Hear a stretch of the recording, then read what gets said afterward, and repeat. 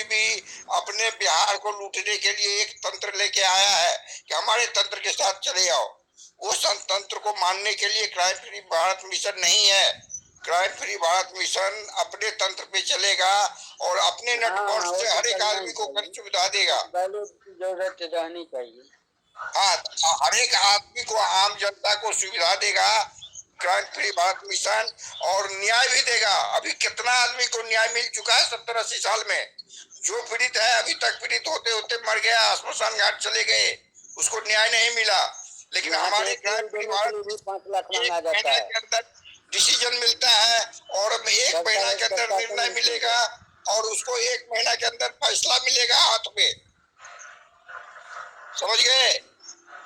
Hello, 1 महीना के अंदर सारे डिसीजन इकट्ठा होता है जयशंकर बाबू।